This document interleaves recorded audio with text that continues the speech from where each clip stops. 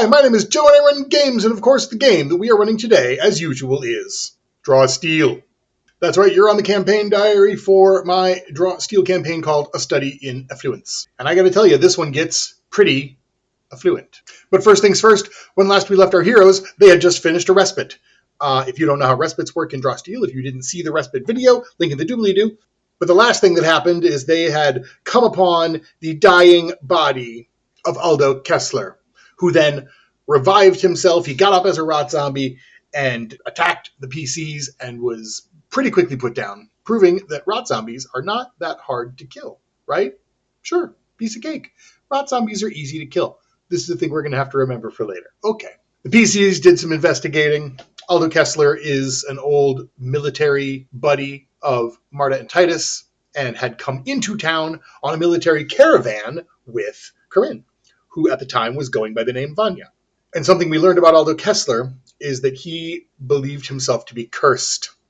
Actually, looking at his dead body and the way it rose from the ground full of rot and fungus, maybe he was cursed. We had already talked to Father Duneman at the Temple of Echoes Artemis, and the only other real shrine in town that has clergy attending it is Sister Cavino's shrine. So, having come up question marks at the Shrine of Echoes Artemis at the temple, the PCs head to the south side of the town, between the temple and the wall, and they go knocking on the door of Sister Cavino. That's where our game picks up. So now we begin to study Effluence.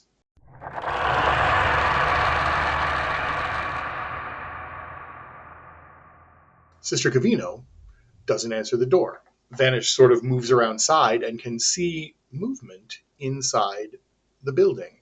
For later, it's going to be important that you know, even though this was not clear to them, that nobody else would have seen movement in the building.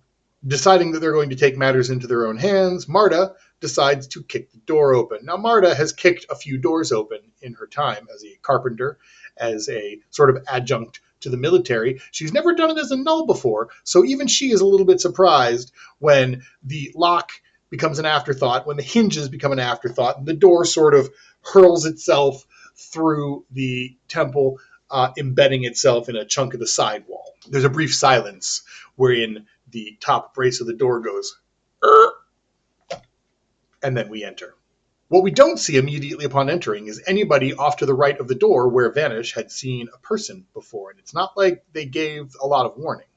So Vanish begins looking for secret doors that person could have escaped through. Marta begins searching the temple and also looking for hidden doors. And they both find one. Marta finds one in the back in the pantry that opens whisper quiet and leads to a ladder. Vanish finds one under a table in the main section of the temple.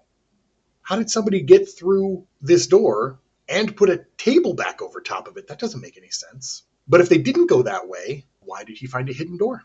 Weird. There's some back and forth about what to do. And eventually, I served dinner. This was our Valentine's Day session, so we had Marry Me Chicken. I know you guys don't come here for culinary advice. Maybe you do, actually. And the mac and cheese was very popular.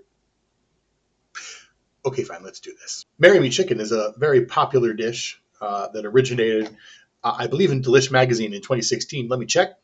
Yes, it was created by former Delish editor-in-chief Lindsay Funston in 2016, and it's a really good dish. The only dish that I like sun-dried tomatoes in, and real fast, here's how you make it. You're going to need chicken for this dish. I like thighs. Most people use breasts. Doesn't matter. Either works. You're going to toss that in some seasoned flour, throw it in a pan, butter and oil, and sear the chicken off. You're not cooking it here. You're just browning the chicken. Once the chicken is brown, set it aside, and you're going to toss in the pan some diced white onion. Let that get good and sweaty. Once it is a little translucent, you're going to toss in some garlic, which you have either minced or finely diced. I don't really care, but chop it up somehow. You are also going to throw in some heat at this point. I recommend Calabrian chilies. If you can't find Calabrian chilies, as I could not yesterday, you can use some Aleppo chili like spice and one habanero is what I did. And we had a decent amount of heat in this dish, the right amount of heat. So I think that's a good way to do it. Now would also be a good time to throw in some woody herbs. I like oregano for this. Once that comes together, you're going to put, it depends on how much you're making. If you're making enough of this for, say, 2 people, you're going to use maybe 1 onion and 1 tablespoon of tomato paste. I made enough for everybody, so I used 3 onions and 3 tablespoons of tomato paste. You throw that in there and you saute the tomato paste until it starts sticking to the bottom of the pan the reason you always saute tomato paste is to sort of cook out the tinny flavor from the tin that it's in. But even if it's not in a tin, it's going to have this sort of weird, sticky, sort of uncooked, even though it's been very cooked tomato flavor. And what you want to do is sort of darken the flavor of the tomato paste and deepen it and make it a little sweeter. Really good in all your dishes. You're going to deglaze later anyway. Speaking of which, now is also when you chuck in your sun-dried tomatoes. I don't really like sun-dried tomatoes, so what I did was I took one jar. I actually used 2 jars for this, but if you're making enough for one person or 2 people, you would use 1 jar. And you slice those up like ribbon thin, and then you toss them in. Don't toss in the oil. Set the oil aside. Or if you're smart, you can use the oil as your cooking oil for this. That's what I did. I used my oil to saute the chicken and the onions. Once everything is coming together and you feel like you're getting a little bit of color on those sun-dried tomatoes, once the tomato paste is just about ready to start sticking to the bottom and just about ready to start burning, you're going to add a cup of chicken stock, 2 cups if you're making it for more people, and a cup or 2 of heavy cream. Bring that together and start simmering that down. Wait until that is medium thick, okay, before you put the chicken back in. Then you nestle your chicken into your sauce, make sure everything is covered nicely. If you don't have enough sauce to come all the way up around your chicken, and you may not, maybe just ladle some over the top of the chicken, and you just let that thing come up to a gentle simmer until your chicken is cooked the way you like, and until your sauce is thick. Serve over pasta. Marry me chicken. If you want to be fancy, you can tear up some basil and serve that over top of it. I didn't do that. Anyway, that's how you feed 10,000 gamers. Back to the story. So Vanish is sneaking down these rickety stairs leading to the darkness underneath Sister Cavino's temple. And he gets down there. And what does he see? Interesting question. Okay, so let me set the scene for you. Immediately in front of Vanish and the stairs is a metal gate, like a barred metal gate, leading to the other side of the basement. On the other side of the basement is Sister Cavino. And she has earplugs in, and she has a nose clip on her nose because this basement stinks. And she has a patient over there on a sick bed, and she appears to be giving them just a sponge bath like you do with the patient. She has a lantern over there giving light. But, the trick about light is that it makes it hard to see the area outside the area it illuminates, and Vanish is outside that area. So Sister Cavino does not see anybody over there yet. Vanish looks to the right, and the whole area, sort of to the side of Sister Cavino, and sort of in the middle of these 2 areas, there's a big cage. And in this cage that is up against the wall, there's about, more than a dozen just milling figures. Now, Vanish can't make them out very clearly, but he assumes that they're zombies. And he's not wrong. And of course, on the other side of the gate, on the side of the room that Vanish is on, there are 3 other figures. Things to know about these figures. They're in various stages of undress. One of them is a sad-looking young man who is sort of nude and cowering in the corner. One of them is a young woman who is wrapped in the remains of a bedcloth, and one of them is an elderly gentleman who is in soiled bedclothes.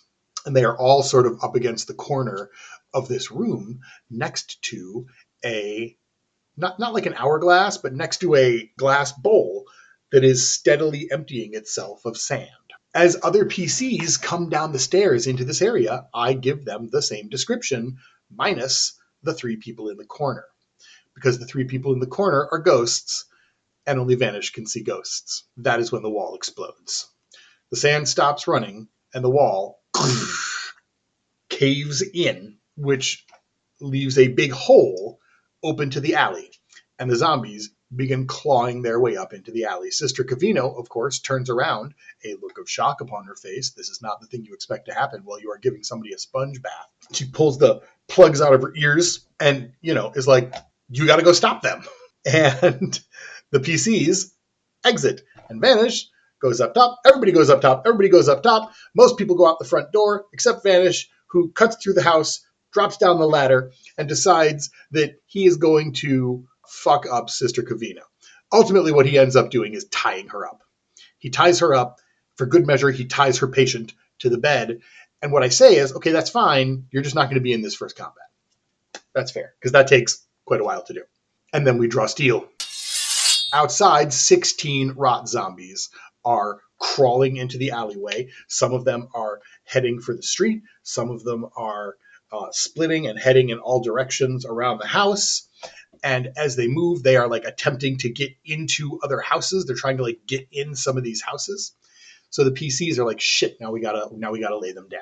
What ends up happening here, sort of here's the overarching scenario. Titus runs through this group, taking out zombies where he can, marking other zombies, trying to get a feel for where they're going. So Titus kind of moves towards the back of the house. Corinne and Marta stay on the main thoroughfare here, and Marta sort of runs down the street in an attempt to stop zombies from getting past her. Corinne is basically blasting dudes where possible and staying away from the fighting. And for a couple of rounds that works, but then I remember that I have malice to spend, and one of the things you can do with undead malice is summon rot zombies.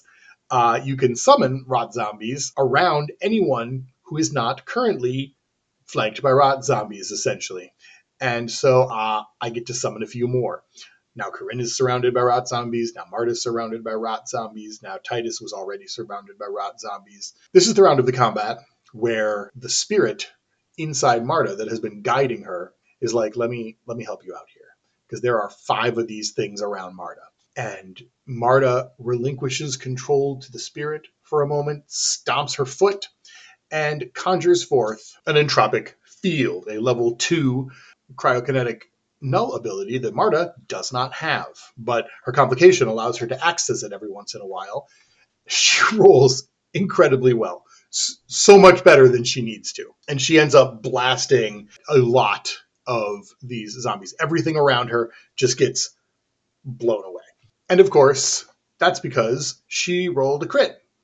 So not only does everything around her get blown away, but then she rushes over to where Corinne is surrounded by zombies and uses a level 1 null ability to sort of whirlwind attack all those guys. Now, the fun thing about using my malice to summon rot zombies is that it says everybody who's not surrounded by rot zombies, gets 2 rot zombies on them. Vanish is in the basement, all by himself, with a tied-up Sister Cavino and a tied-up unconscious woman. So while he thought he was going to stay out of this combat, he actually has to deal with 2 rot zombies in the basement. That got a little hairy for a second, but he managed to take them out. After which, Vanish unties Sister Cavino. He vengeance marks her and says, you can't run now. I will find you. We're going to go deal with this, and then you and I are going to talk. And of course, Sister Cavino agrees because she is super helpful. She is nothing if not the helpiest helper.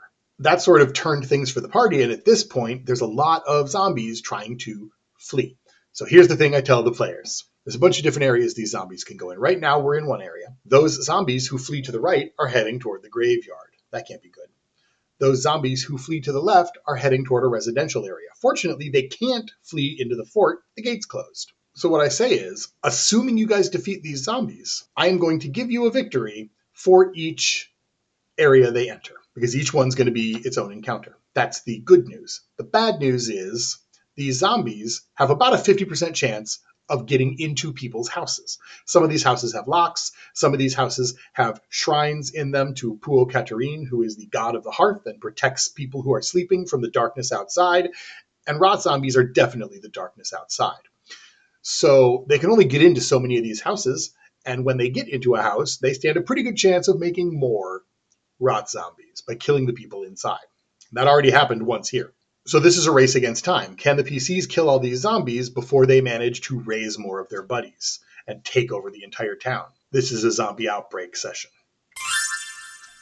The PCs end up defeating most of the zombies here. 5 zombies escape towards the graveyard, and a mere 2 zombies escape into this residential area. However, I remind Vanish, as we are wrapping up the session, that these zombies, 3 of them, have ghosts attached to them. And now that these ghosts are drinking in all this power, they are going to become a problem. So Vanish says, well, guys, there's only 2 zombies over there, and I work better alone. Let me go deal with them. I'll meet you at the graveyard. And the other 3 PCs run off towards the graveyard, and that is where our session ends. This was a brief one, plus you got a cooking video. You're welcome.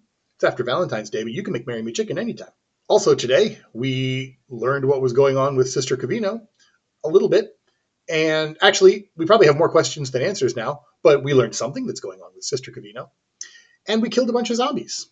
And maybe let some go. If you like Draw Steel, there will be further links so that you can purchase Draw Steel for yourself from MCDM. I'm going to link the Rise Heroes Rise actual play so that you can watch this game be played rather than just hear me tell stories about it. And that's all for now. Tune in next time for more studies in Effluence. Our next video is probably going to be game planning, much higher level.